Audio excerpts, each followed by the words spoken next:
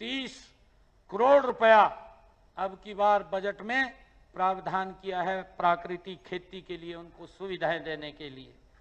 मैं आज प्राकृतिक खेती की जो, क्योंकि किसान कई बार यह बात बोलते हैं भी हमें प्राकृतिक अनाज तो पैदा कर देते हैं परंतु उसका लाभ हमें पूरा दाम नहीं मिलता। परंतु मैं आपको बताना चाहता हूं, वैसे तो अगर पता चल जाए आज के जमाने में ये प्राकृतिक खेती का बिना पेस्टिसाइड बिना यूरिया के ये अनाज है तो लोग लाइन में लग करके खरीदते हैं।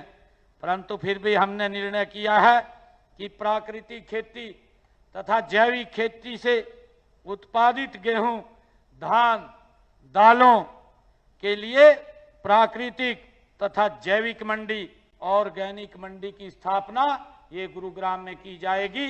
इसकी मैं आज घोषणा करता हूं। मैं ये भी घोषणा करता हूं कि प्राकृतिक तथा जैविक फल सब्जियों के लिए प्राकृतिक तथा जैविक मंडी, ऑर्गेनिक मंडी हिसार में भी बनाई जाएगी। इसकी भी मैं घोषणा करता हूं।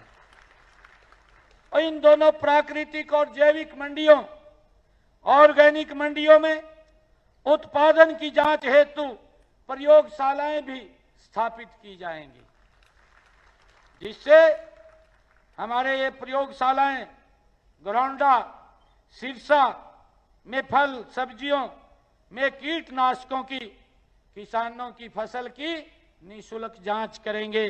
बागवानी विभाग की ये प्रयोगशालाएं में की जाएगी। जहां बागवानी विभाग होगा ये प्रयोगशालाएं वहां पर लगेंगी और किसानों की ये प्राकृतिक खेती के अनाज की फ्री में उसकी जांच करेंगी। हरियाणा किसान कल्याण प्राधिकरण के तहत प्राकृतिक तथा जैविक खेती के उत्पादकों का सटीक तथा उत्तम मूल्य निर्धारित करने के लिए हरियाणा में एक समिति का चयन किया जाएगा, ताकि प्राकृतिक खेती के भाव क्या हों, किसान को क्या रेट मिले, उसके लिए एक समिति बनाई जाएगी। प्राकृतिक खेती प्रोत्साहन के लिए खंड पुंडरी कैथल में कृषि विभाग की 53 एकड़ भूमि प्राकृतिक खेती करने वाले किसानों को नीलामी में पट्टे पर दी जाएगी। ये भी हमने निर्णय किया है।